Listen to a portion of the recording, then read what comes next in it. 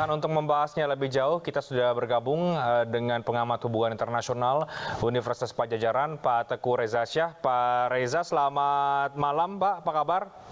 Kabar baik, salam dari Kamboja, selamat malam. Oke, dari Kamboja langsung. Pak Reza, kita lihat deklarasinya sudah disepakati oleh pemimpin G20 dan salah satu yang mencuri perhatian adalah meminta Rusia untuk menarik pasukan dari Ukraina. Meskipun ini belum satu suara ya, tapi mayoritas negara-negara G20 sudah mengatakan demikian. Apa ini artinya, Pak Reza? Pertama, saya harus menyatakan salut kepada pemerintah Indonesia yang berhasil menyusun suatu kesepakatan. Terus terang ini tidak mudah. Kalau kata kunci digunakan adalah declaration, itu mengingatkan saya pada ASEAN. Kita mendirikan ASEAN ini tahun 1967, bulan Agustus dengan kata kunci declaration.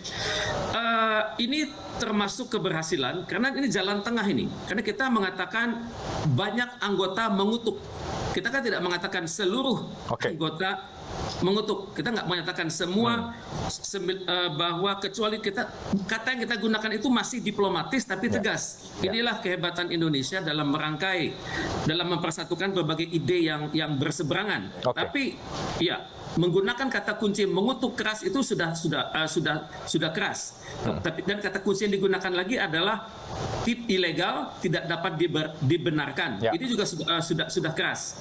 Jadi bagaimanapun pesan sudah sampai. Cuman ada kelemahannya, kita tidak mengatakan akan melanjut. Kita tidak menggunakan kata sanksi di sini. Kita tidak mengatakan akan bergerak ke United Nations, entah itu di Majelis Umum ataupun Dewan Keamanan. Tapi ini adalah kalimat yang sangat kompromistis dan cukup kuat untuk Rusia. Meskipun Presiden Jokowi juga tadi mengakui bahwa terjadi perdebatan yang cukup alot ketika membahas soal sikap mengenai perang Rusia dan juga Ukraina ini. Tapi apakah ini cukup mampu untuk memberikan tekanan secara politik terhadap Presiden Putin, Pak Reza? Kita tahu sekarang juga terjadi serangan rudal ke Polandia dan itu juga masih simpang siur. Ini sebetulnya dari mana asal rudalnya? Apakah dari Rusia atau dari Ukraina?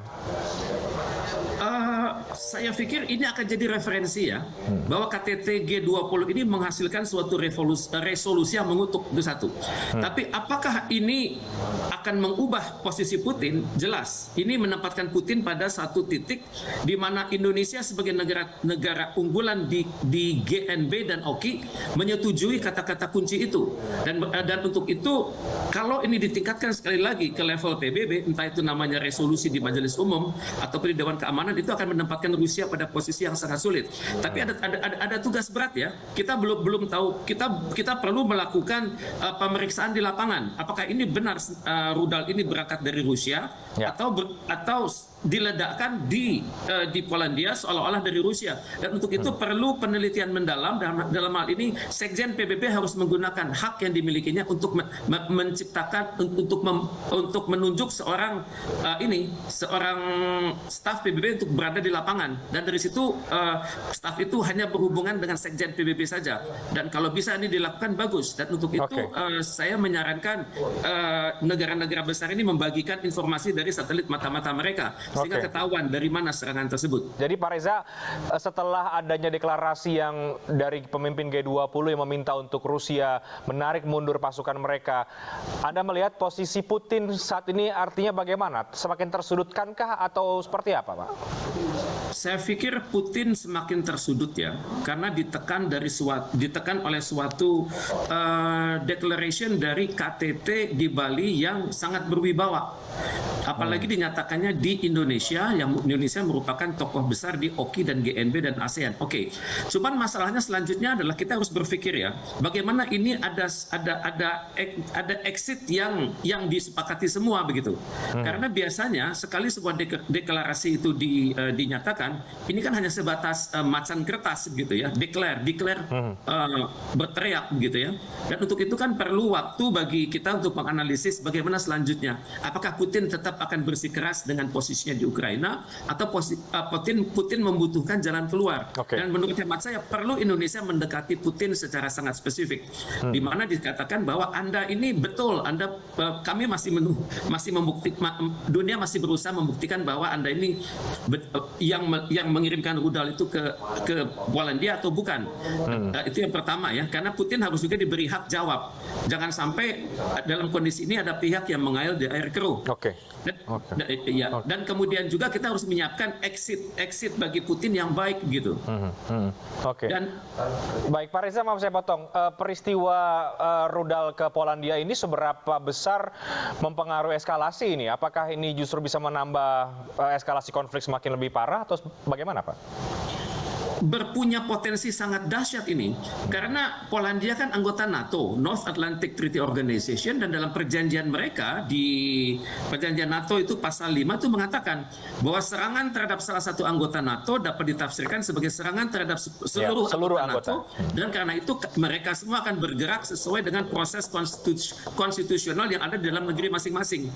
Nah, jadi dalam hal ini kalau nanti pembuktian benar-benar mengatakan secara akurat ya, mulai jam, kecepatan, titik, dari mana titiknya di Rusia dan di mana targetnya di Polandia. Kalau dunia bisa buktikan itu dan dibenarkan oleh statement Sekjen PBB, maka potensi perang itu ada. Makanya sebelum negara-negara NATO ini mengasah perang untuk melawan Rusia, maka hemat saya perlu ada langkah-langkah penanganan. Misalnya Indonesia dapat saja bergerak di Majelis Umum, menggalang solidaritas semua negara di dunia untuk mencegah meluasnya konflik ini. Dan pada saat yang sama juga kita jangan mengancam Putin lebih lanjut, karena Putin sudah sangat terpuruk, dan orang yang sedang terpuruk ini akan repot kalau merasa dirinya harus membuktikan diri. Nah, kita tidak perlu mengatakan akan ada sanksi selanjutnya, akan ada kami beri Anda waktu sekian lama bergerak, kemudian akan ada perlu tim pengamat dari NATO. Kita tidak perlu ikut-ikutan Barat menekan Putin dengan berbagai sanksi, dengan berbagai time frame, dengan berbagai janji-janji yang diperkuat dengan perjanjian G7 sebelumnya. Tidak. Dalam hal ini kita membuktikan diri sebagai negara non-aligned yang netral tapi penuh inisiatif. Dalam hal ini kita menafsirkan ulang bebas aktif menjadi bebas plus aktif plus kreatif. Oke. Tapi secara umum Anda sekali lagi melihat artinya Indonesia punya peran lagi, bisa melakukan pendekatan lagi, apalagi dengan modal kesuksesan G20 dan juga deklarasi yang berhasil dicapai ya Pak Reza. Singkat saja Pak.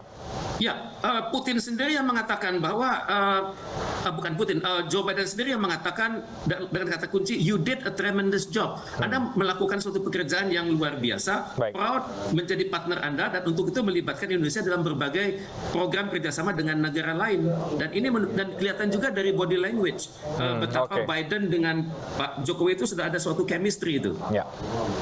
Ada banyak momen keakraban ya. Baik, terima kasih Pak Teguh Reza Syah sudah berbagi perspektif kepada kami terkait dengan puncak dari G20 yang sudah berakhir dan sudah menghasilkan deklarasi antara pemimpin negara G20.